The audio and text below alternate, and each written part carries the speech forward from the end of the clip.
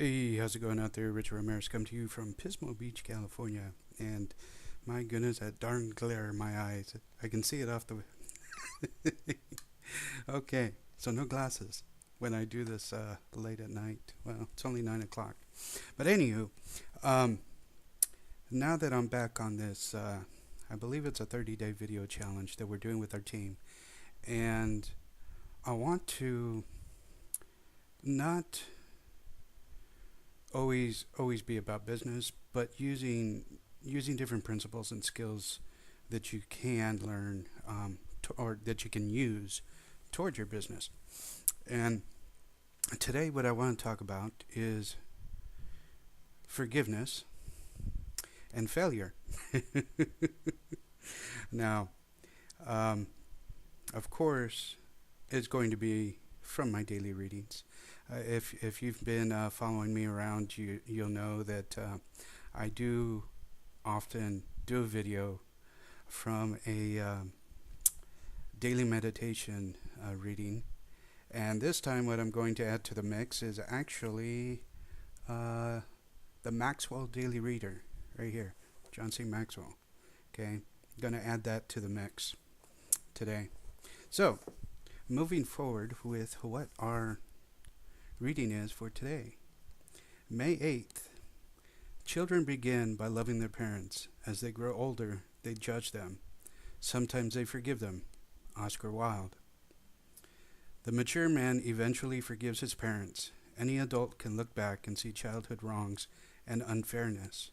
Many of us were disappointed by our parents, even neglected or hurt by them. We certainly didn't get all we wanted or needed. Yet upon joining the ranks of grown men and women, we become responsible for ourselves. Every situation has limited choices, and we work with what we've got. As adults, we realize this is exactly where our parents were when we were children. They, too, were born into an imperfect world and had to do the best they could. When we forgive our parents, we are free to accept them as they are, as we might a friend. We can accept them, enjoy their relationship, and forget about collecting old debts. Making peace with them imparts to us the strengths of previous generations and helps us be more at peace with ourselves. And the reason why I bring this one up with the forgiveness is because often, especially for those of us that are now over 40, maybe some of you that might even be down there 25 and up, but I know for a fact the majority of us over 40, we have a tendency to always blame our parents for the hand we've been dealt. And, you know, it isn't always our parents' fault. When you're 18, you become an adult, right? And at that point, that's when you start making your own decisions. So, yet even still, between 18 and 40, some of us still don't quite make the right decisions.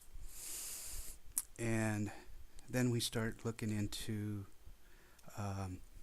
living the life of blame or living the life of responsibility. Now, if you haven't read The Slight Edge by Jim Olson, Jim Olson? No, wait a minute. Give me a moment. He used to be one of my trainers too. How can I forget that? Jeff Olson. See, it was a J. That's pretty sad. I couldn't remember his name. But anyway, Jeff Olson. Wow. What was I thinking? So see, you don't have to be perfect to do this. Anybody can turn on this little button, have a video on yourself, and just speak. Okay? Don't worry about the perfection. Anyway, moving forward. Read this book by Jeff Olson, The Slight Edge, and you'll understand more about moving from the life of blame to the life of responsibility. And this helps us also move forward when you're in the home-based business arena, whether it's affiliate marketing, internet marketing, network marketing, referral marketing, as I like to call it today, it's relationship marketing, okay? Business is built on relationships. And if you're not taking the time to get to know other people, then there really isn't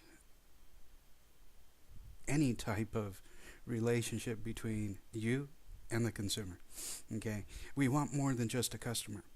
A customer is just going to be here and there and may come back, may not. Whereas a consumer is somebody who's going to be there for life because they've made that relationship with you. They know you, they like you, they trust you. So, learn to forgive. And the biggest one of all is yourself. Okay? Once you learn to forgive yourself for your past doings, it's like this huge weight that is finally lifted. So let's talk a bit about failure. Okay? This is actually from May 6th, so a couple days ago. And it's removing the you from failure. If you've been thinking of yourself as a failure, you can break yourself out of that negative thinking pattern. Look at an area of your life where you have repeatedly failed and do the following. Examine your expectations for that area. Write them down. Are they realistic? Do they expect to do everything perfectly? Do you expect to do everything perfectly? Do you expect to succeed on the first try? How many mistakes should you expect to make before you succeed? Adjust your expectations. Now, after you've written all your questions here, find new ways to do your work. Brainstorm at least 20 new approaches and then try at least half of them. Focus on your strengths. How can you use your best skills and personal strengths to maximize your effort? Vow to bounce back. No matter how many times you fall down, pick yourself up and keep going. Don't wait until you feel positive to move forward. Act your way into feeling good. That's the only way to start thinking more positively about yourself. Remember that even if someone fails, he is not a failure. And this particular reading is actually from the book Failing Forward by John C. Maxwell also. And I've read that book, and I've actually used a section from that book in the testimony that I used for Celebrate Recovery. And if you're local, that's coming up again for me. Yes, June 13th is the night that I'll be sharing my testimony again of having 4 years sober. So, I just happen to use a lot of my recovery principles into marketing, and forgiveness and failure happen to be fall into that area. So, remember to do what you love with passion. Give yourself grace for the mistakes that you have made, and you'll make many more. Trust me, you will. And continuously grow at least 1% than the day before. Now, you can go ahead and find me on Facebook. I'll leave the link down below. And remember to say hello. And